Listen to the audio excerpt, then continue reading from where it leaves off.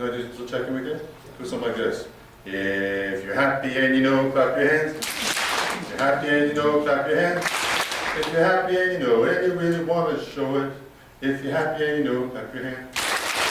Thank you for checking in on us. It's a fantastic day. But like many of you, there was a time when I didn't laugh, there was a time when I didn't clap too loud for my circumstances. In the spring of 2005, I noticed that I was having a difficult time brushing my teeth and handwriting. I thought to myself, that's odd. So I went to my doctor in July 2005 and I said, Doc, my family doctor, I said, Doc, I'm having a hard time brushing my teeth and writing my name. He looked at me and he said, that's odd. I said, well, I'll tell you what, I'll refer you to someone that might know what's going on. So for the first time in my life, in October 2005, I met someone called a neurologist. And I said, Doc, I'm having a hard time brushing my teeth and writing my name. He looked at me and he said, that's odd. But he said, at least I think I might know what it is. He said, at least I might have your choices. It's either Parkinson's disease or a brain tumor. Yeah, thank you very much. Thank you very much. You got that choice? Parkinson's disease or ALS. Yeah, thank you very much. Thank you very much. So I had the choice of waiting for 6 months to get a scan that revealed that it wasn't a brain tumor. And I realized that I had Parkinson's disease, which is starting to affect my speech. I sat in the car after that appointment, probably thinking it was Parkinson's disease, and I sat there kind of stunned. I sat in the car after that appointment with my neurologist, not really knowing what to think or say or do. And I just didn't quite let it sink in very much. In fact, I actually didn't tell anybody in my family or my friendship circles for 1 year. I was ashamed. I was embarrassed.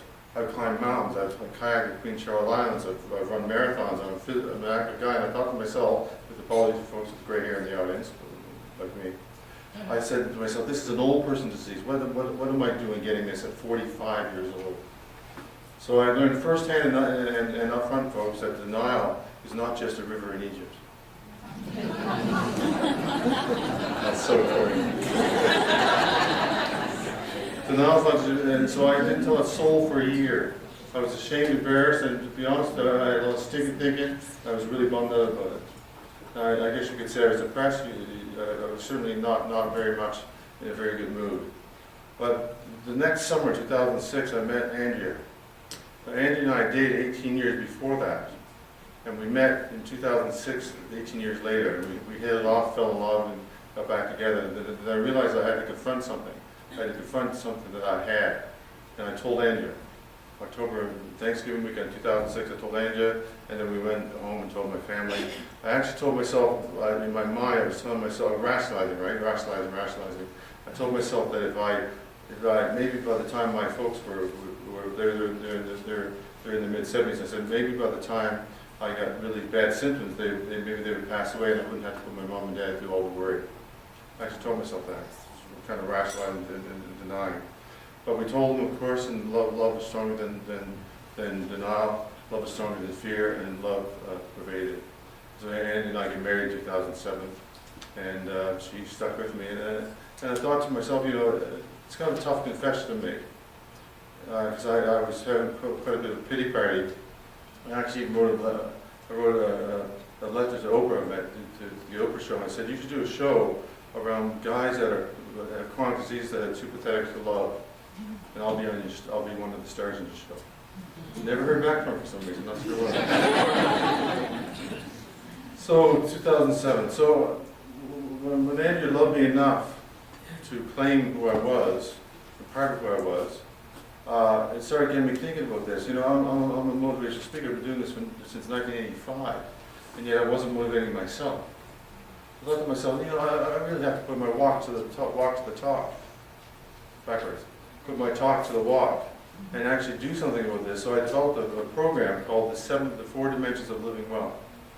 4 Dimensions of Living Well. 4 dimensions of our lives, 4 areas of our lives that we can all do a little bit better at, myself included, of course. And I want to share with you, in the time that I have with you, some thoughts and ideas around how to maximize, if you will, those dimensions of life. And the 4 areas of life, 4 categories of life. I'm inspired by the gals in the exercise group to move them, so I'm going to actually move them. So I want you to guess what these areas of life are. Okay, here's area number 1. The beach is not word. So what area is that? Strength of body. So strength of the body. The other area is this one. Your heart, your emotions. So the physical dimension, the emotional dimension, and this one, your mind, how you think, and of course the final one, spirit. Whatever the spiritual works for you. So when I talk about physical, I'm talking about the vibration of the body. There's two ways to vibrate. There's and then and I want to go from so I want to share some ideas on how to make your body vibrate at a higher rate.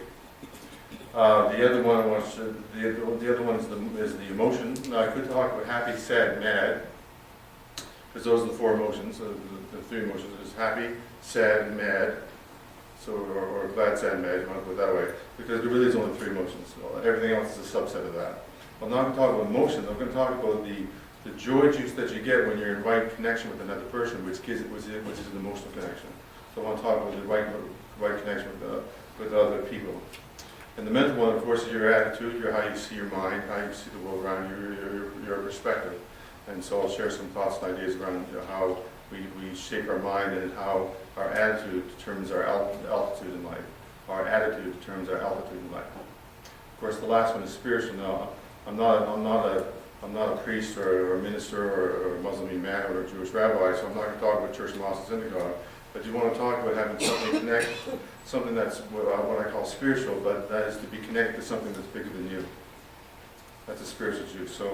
So living well, physically, mentally, emotionally, and spiritually, that's where we're going to go today.